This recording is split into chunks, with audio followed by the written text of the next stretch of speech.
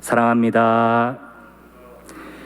우리는 지난 시간 에스라 7장의 말씀을 통해서 하나님을 찾는 자들에게 임하는 복이 어떤 복인지 함께 나눴습니다. 하나님의 선한 손길이 늘 우리 위에 함께 하시는데 하나님을 찾기만 하면 그가 누구든지 모든 사람에게 하나님의 선한 손길이 도우신다라는 말씀을 함께 나눴습니다. 그래서 우리는 힘써서 하나님을 찾자라는 말씀을 지난 시간에 함께 살펴보았습니다. 하나님을 힘써 찾읍시다. 하나님을 찾자라는 이런 말은 우리가 많이 사용하는 말이기도 하고 또 참 듣기에 좋은 말이기도 합니다.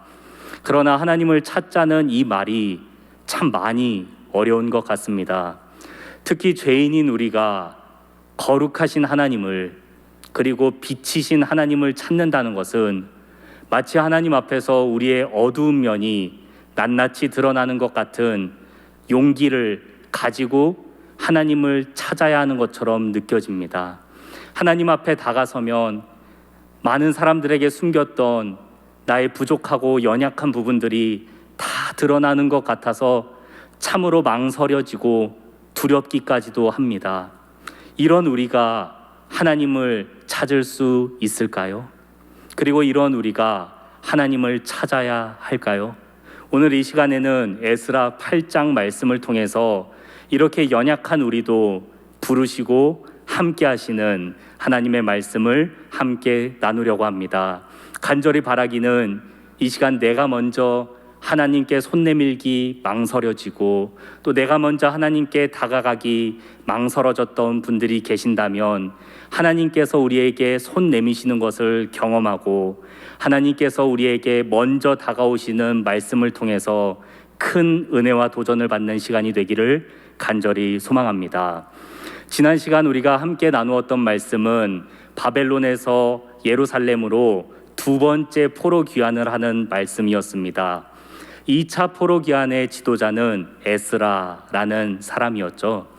에스라가 바벨론에서 사람들을 모아서 예루살렘으로 가기 시작했습니다. 예루살렘으로 가는 그 길은 동쪽에서 서쪽으로 가는 길이었는데요. 그 길은 강줄기를 따라갈 수 있는 길이었습니다. 유프라테스 강줄기를 따라서 동쪽에서 서쪽 예루살렘이 있는 쪽으로 가던 중에 얼마 되지 않아서 에스라는 사람들을 멈춰 세웠습니다. 이 거대한 유프라테스 강줄기 중에서 하나 파생되어 나온 아하와 강이라는 곳에서 멈춰서 사람들을 정비하고 함께 멈추게 했습니다.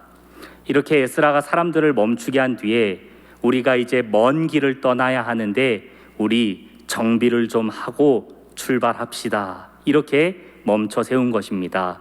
이렇게 아하와 강가에 멈춰선 사람들 어떤 일을 했는지 에스라 8장 15절의 말씀을 확인하시겠습니다. 내가 무리를 아하와로 흐르는 강가에 모으고 거기서 3일 동안 장막에 머물며 백성과 제사장들을 살핀즉 그 중에 레위 자손이 한 사람도 없는지라.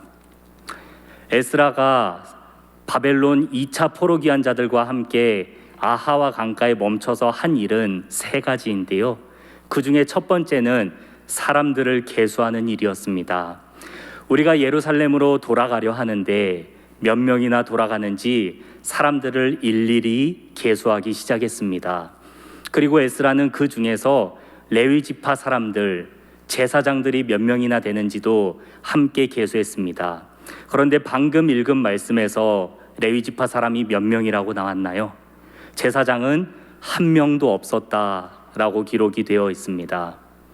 이 말씀을 보면서 바벨론의 포로로 끌려간 동안에 하나님께서 그들과 함께 하시지 않았나? 이런 고민을 할 수도 있습니다. 그런데 바벨론에 끌려가 있는 동안에 이 바벨론 포로가 된 유다 공동체를 향해서 하나님께서 어떤 말씀들을 주셨나요? 우리가 목사님들을 통해서 여러 말씀을 받고 있는데 대표적으로 다니엘이라는 선지자가 있죠. 다니엘을 통해서 하나님께서는 말씀을 주셨고 또 하나님의 말씀을 주실 뿐만 아니라 하나님께서 우리와 함께 하신다는 것을 우리가 에스더의 말씀을 통해서도 함께 살펴보았습니다. 비록 우리가 죄를 지어서 바벨론의 포로로 끌려왔으나 하나님께서는 우리와 여전히 함께 하시고 정해진 때가 되면 다시 예루살렘으로 돌려보내겠다고 하신 하나님의 그 약속도 여전히 우리와 함께 하고 있다는 것을 사람들은 여러 방면을 통해 확인할 수 있었습니다. 그럼에도 불구하고 2차 포로 귀환 자들 중에서 레위 지파 사람들이, 제사장들이, 하나님의 성전에서 일을 하는 사람들이 한 명도 없었다는 것은 우리가 놀라지 않을 수 없습니다. 이렇게 2차 포로 귀환을 하는 사람들 중에서 제사장들이 한 명도 없자 에스라는 두 번째로 아하와 강가에 모여있던 사람들 중에 얼마를 바벨론의 가시랴라는 지방으로 보냈습니다.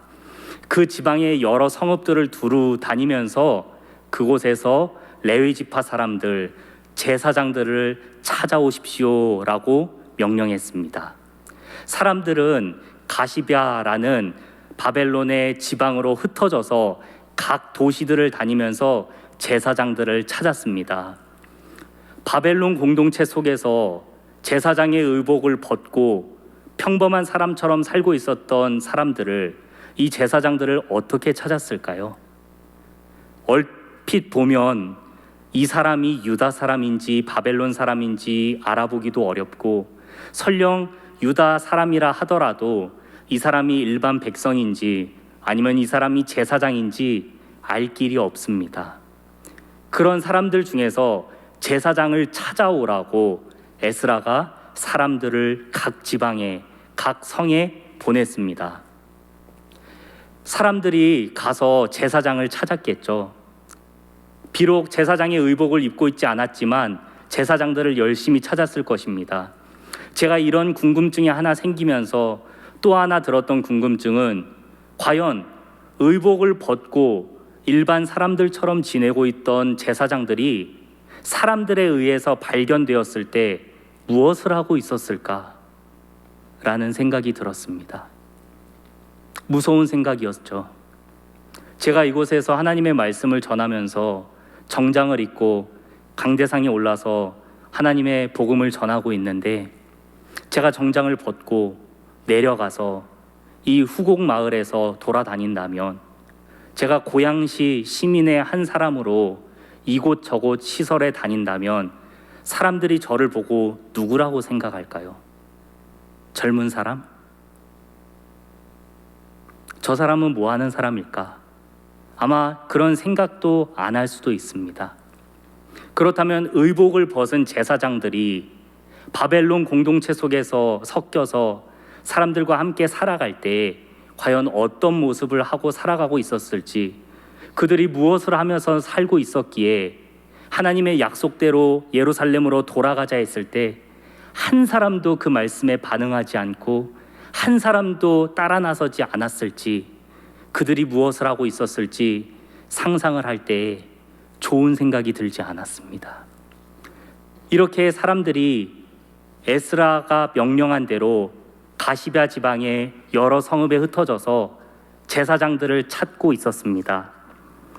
이렇게 제사장들을 찾고 그 제사장들을 발견했을 때 그들이 어떤 모습이었을까 생각해 본다면, 우리가 속해 있는 공동체가 이러한 바벨론 공동체 같은 곳이라면 내가 하나님의 말씀에 반응하지 않아도, 내가 하나님의 말씀에 순종하지 않아도 그것이 문제인지 모르고 그것이 잘못된 것인지 모르고 부끄러운 줄 모르는 공동체가 바로 이 바벨론 공동체가 아니겠나 생각해 보았습니다.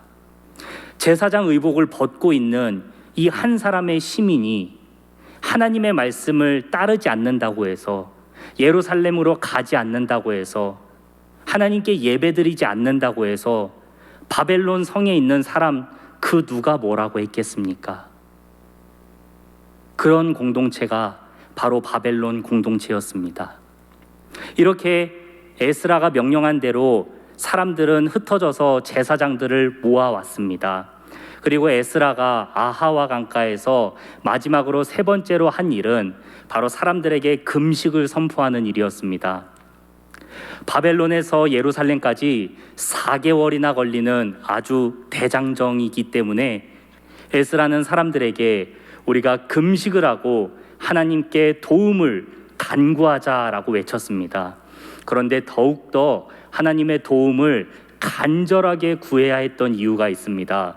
그것은 바로 에스라와 이 포로 귀환 공동체가 예루살렘으로 돌아가는 길에 그 누구도 이들을 보호해 줄 병사가 없었기 때문입니다. 이 공동체는 남자들만 가는 공동체가 아니었습니다. 장정들만 가는 공동체가 아니라 어린아이부터 어른에 이르기까지 남녀노소가 한데 모여서 가는 공동체였습니다. 뿐만 아니라 하나님의 성전에 드릴 값비싼 금은 보화를 한가득 안고 가는 공동체였습니다. 그렇기 때문에 반드시 이 무리를 보호하는 병사들이 있어야만 했습니다.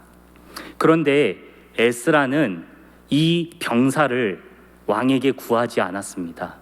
우리가 처음 에스라가 등장할 때 에스라를 소개하는 구절을 보면 에스라는 왕에게 구하는 모든 것을 받는 사람이었다고 얘기합니다. 그럼에도 불구하고 에스라는 왕에게 병사를 구하지 않았습니다. 왜 그럴까요? 그것은 에스라가 평소에 했던 말들 때문이었습니다. 에스라는 평소에 이렇게 자주 얘기했습니다. 하나님께서 우리를 도우실 것입니다. 하나님께서 우리를 도우실 것입니다 라고 자주 얘기했고 왕에게도 그 말을 했습니다.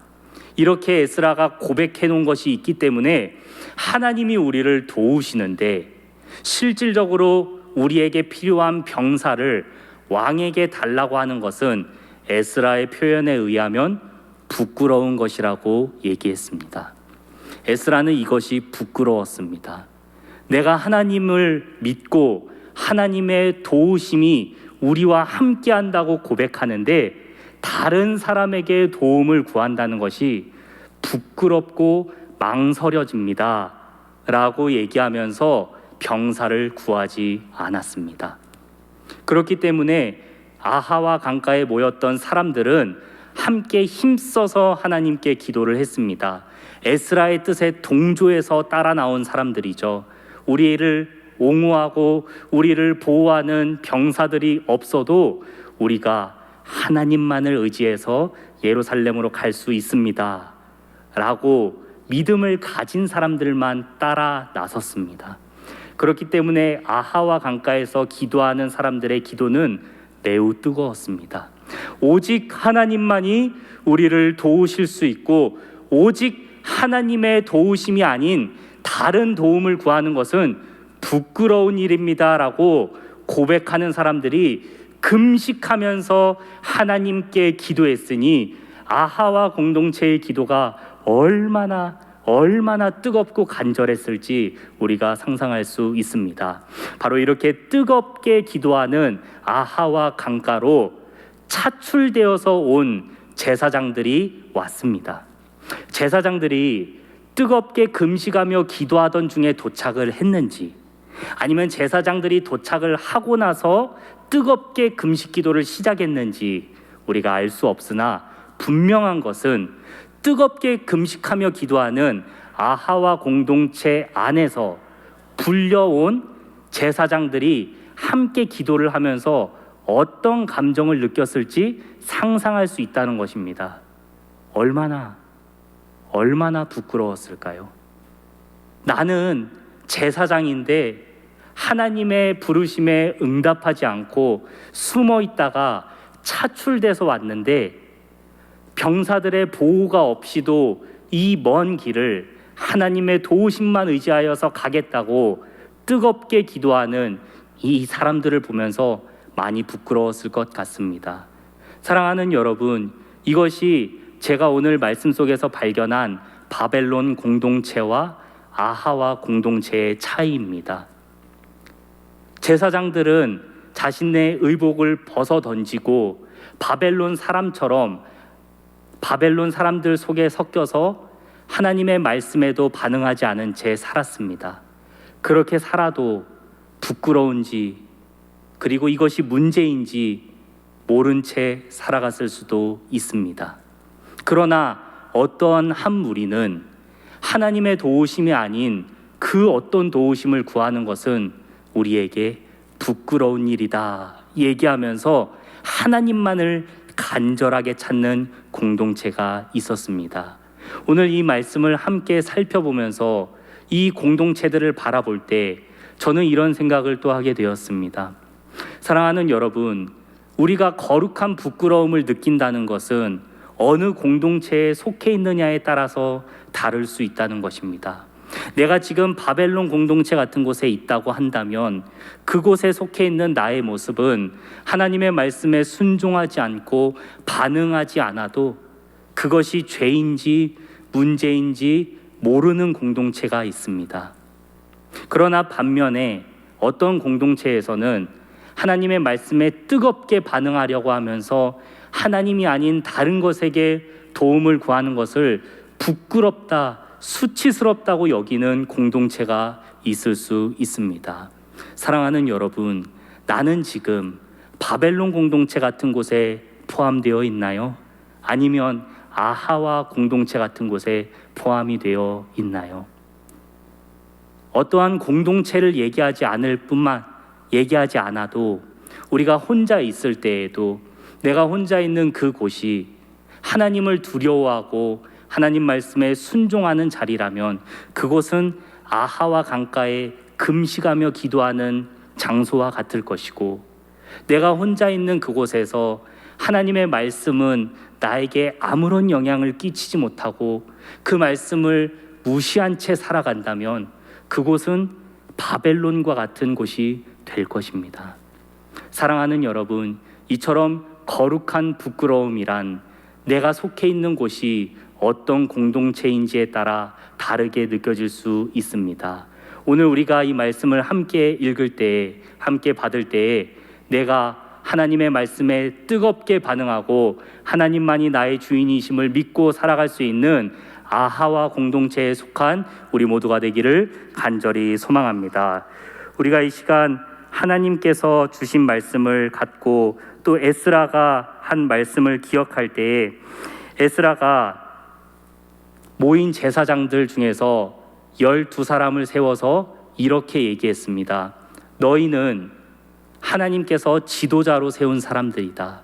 너희에게 맡길 것은 이것이니 성전의 기물들을 맡아서 잘 관리하십시오. 이것을 하나님의 성전에 바칠 때까지 잘 보관하시고 지키시기 바랍니다 라고 얘기했습니다.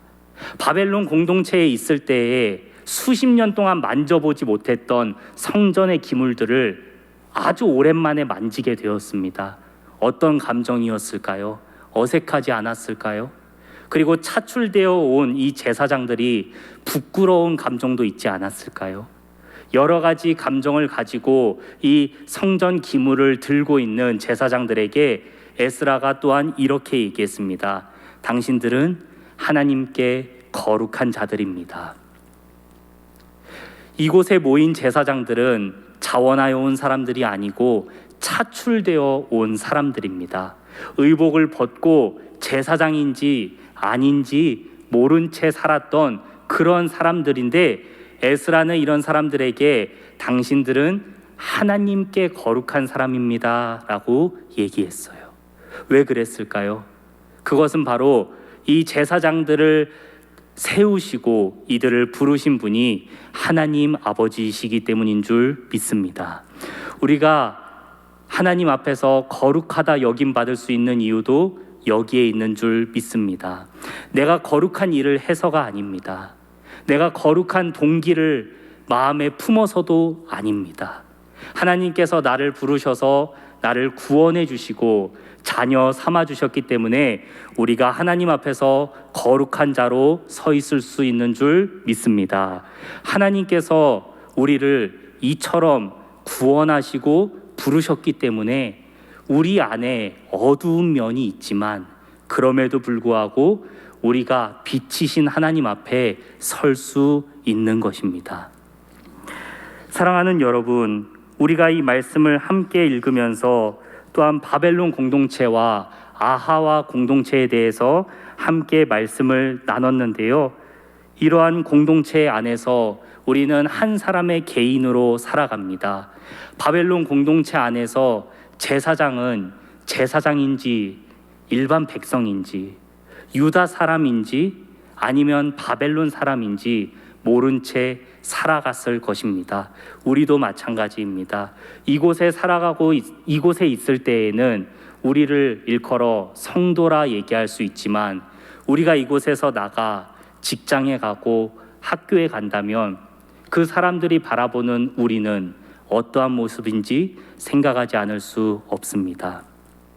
우리가 간절히 바라기는 여러 공동체가 있고 여러 장소가 있을 텐데 우리가 가는 그곳이 하나님의 말씀을 더 찾고 하나님의 뜻을 더 찾으며 하나님을 더 사랑하기에 힘쓰는 공동체에 우리가 날마다 모이기를 힘쓰는 하나님의 자녀가 되길 간절히 소망합니다. 하나님께서 우리를 부르셔서 구원하셨을 때 우리가 힘쓰고 우리가 간절히 다짐할 수 있는 한 가지는 이 시대에 우리가 아하와 공동체 같은 곳에 포함되기를 힘쓰는 것일 겁니다.